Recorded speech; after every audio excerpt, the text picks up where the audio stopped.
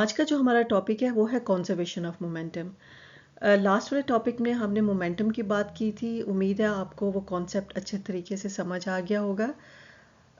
Again अब जो conservation of momentum है इसको समझने के लिए हम एक एग्जांपल कंसिडर करते हैं। आप देखिए यहाँ पे मैं ये कह रही हूँ कि यहाँ पे एक बॉडी है जिसका मास जो है वो m1 है और वो मूव कर रही है विद सम वेलोसिटी v1i। आई जो है वो इनिशियल वेलोसिटी को रिप्रेजेंट कर रहा है और ये जो बॉडी है इसका जो मोमेंटम है उसको मैं p1i से रिप्रेजेंट कर देती हूँ और मैं कहती हूँ कि जो p1i है वो m1 v1i के बराबर है। इसी तरह से एक बॉडी दूसरी वाली बॉडी है जो कि मूव कर रही है विद द वेलोसिटी v2i और उसका जो मास है वो m2 है। ये भी मोमेंटम पोजेस करेगी और मोमेंटम मैं कह रही हूँ कि वो p2i है और p2i जो है वो m2 v2i के इक्वल है। अब क्या है कि जब ये दोनों बॉडीज मूव कर रही हैं, दोनों बॉडीज आपस में कोलाइड करेंगी, इनकी क्लूजन होगी। क्लूजन होने के बाद ये दोनों बॉडीज जो हैं दूसरे वाली पिक्चर में देखिए जो नीचे वाली है, ये जो दोनों बॉडीज हैं इसके जो वेलोसिटी है m1 की वो उसको मैंने रिप्रेजेंट किया है v1f के साथ आफ्टर द क्लूजन। और जो दूसरी वाली बॉडी है m2 उसकी जो वेलोसिटी है v2f और उसके कॉरस्पॉन्डिंग उनके जो मोमेंटम्स हैं वो है p1f m1 का और p2f जो है वो m2 का है। और इसका मतलब है अगर मैं ये देखूं यहाँ पे तो इसी तरह से आप इनकी जो मोमेंटम्स हैं उनकी वैल्यूज़ लिख सकते हैं that p1f is equals to v1 m1 times v1f। And similarly चले मैं इसको लिखती भी हूँ यहाँ पे कि इनके मोमेंटम्स जो हैं वो किसके इक्वल होंगे आफ्टर द क्लूजन, वो भी हम लिख लेते हैं that p1f is equals to m1 v1f। Vector quantity हम एरो हेड्स पे डाल देते हैं। Similarly p2f is equals to m2 v2f। Okay so यहाँ पे मैं एक और पॉइंट भी बताना चाहूँगी कि जब ये जो दोनों मैसेज हैं ये दोनों हम कहते हैं कि ये एक सिस्टम बना रहे हैं और ये जो सिस्टम है ये आइसोलेटेड सिस्टम है। उसका मतलब ये है कि बेसिकली ये सिस्टम जो है आइसोलेटेड है अपनी एनवायरनमेंट से। इसका मतलब है कोई फोर्स इसके ऊपर एक्ट नहीं कर रही, एक्सटर्नल फोर्स एक्ट नहीं करी, सिर्फ और सिर्फ जो फोर्स एक्ट कर रही है वो इम्पल्सिव फोर्सेस है जो एक बॉडी दूसरे बॉडी के ऊपर लगा रही है क्लूजन के दौरान में। ओके सो जब ये बॉडीज़ ने कोलाइड कर लिया, इनके फाइनल उसकी बात भी हो गई है कि इनके पास जो मोमेंटम्स आएंगे फाइनल मोमेंटम्स वो भी बात हो गई। अब मैं कहती हूँ कि किसी भी पर्टिकुलर टाइम के ऊपर जो टोटल मोमेंटम होगा इस सिस्टम का, यानी कि जो टोटल मोमेंटम है इस सिस्टम का, कौन सा सिस्टम जो कि कंसिस्ट हो रहा है दो बॉडीज़ के ऊपर, कौन सी जिनका मैस एक का मैस m1 है और दूसरे का मैस m2 है। अच्छा टोटल मोमेंटम जो है इस सिस्टम का दो बॉडीज़ के उसको मैं लिखूंगी the p is equals to p1 plus p2, यानी कि sum of the momentum of जो बॉडी है 1 कह लो उसका और इसी तरह से जो बॉडी 2 है उसके मोमेंटम के बराबर होगा। अच्छा अब हम इसको एवेलुएट करेंगे और हम देखेंगे कि जो टोटल मोमेंटम है इसको हम देखेंगे before क्लूजन, before, after and during क्लूजन। हम इन 3 स्टेजेस के ऊपर इसको हम देखेंगे मोमेंटम को। सो अब मेरे पास ये इक्वेशन है टोटल मोमेंटम की। अगर मैं इसका टाइम डेरिवेटिव लूँ D P over D T is equals to D P one over D T plus D P two over D T. इसको मैं ऐसे भी लिख सकती हूँ। अब D P 1 over D T, अब ये किसके इक्वल है? फ्रॉम न्यूटन सेकेंड लॉ जो हमने लास्ट लेक्चर में डेरिवेशन की थी वो इक्वल है सिग्मा F1 के, यानी कि मैं इसको यूँ लिख सकती हूँ that dp/dt is equals to sigma F1 plus sigma F2।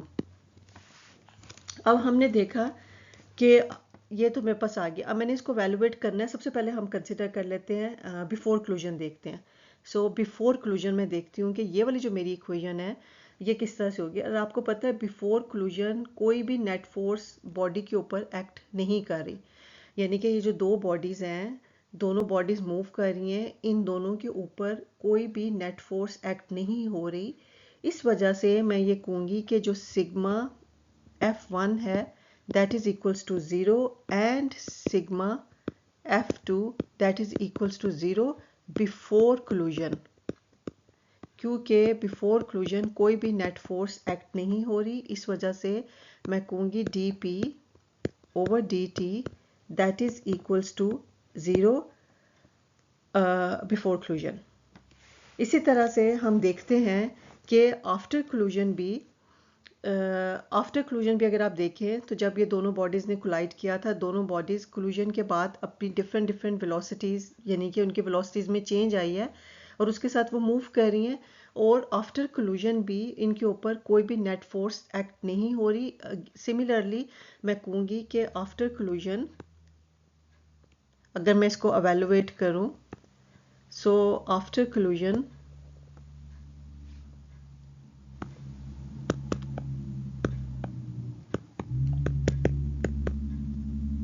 sigma F1 and sigma F2 is equals to 0, कोई नेट फोर्स एक्ट नहीं हो रही। सो आफ्टर क्लूजन भी dp/dt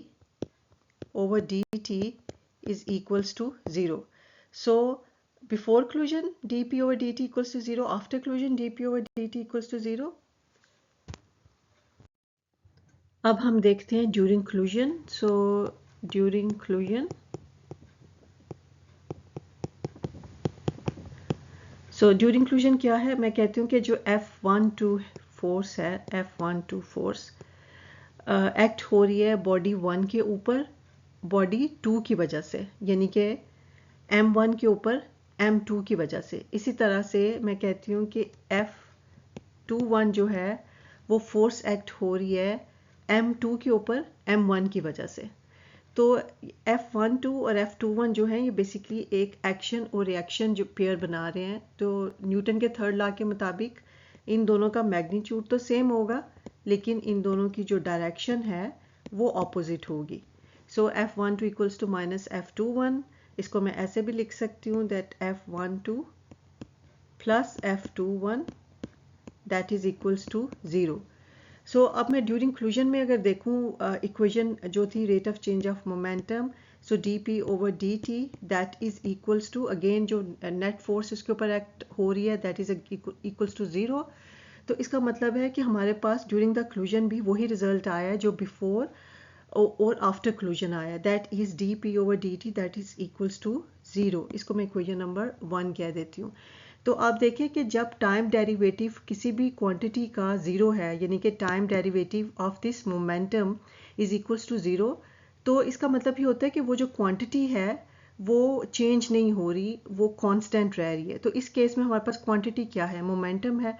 तो हम कहेंगे कि जो मोमेंटम है वो कांस्टेंट रह रहा है, उसमें कोई तब्दीली नहीं आ रही। सो इसका मतलब ये है कि ये वाला जो मैं या यूं भी इसको लिख सकती हूँ that P is equals to, क्योंकि रेट ऑफ अगर इसका डेरिवेटिव लें so this is equals to a constant.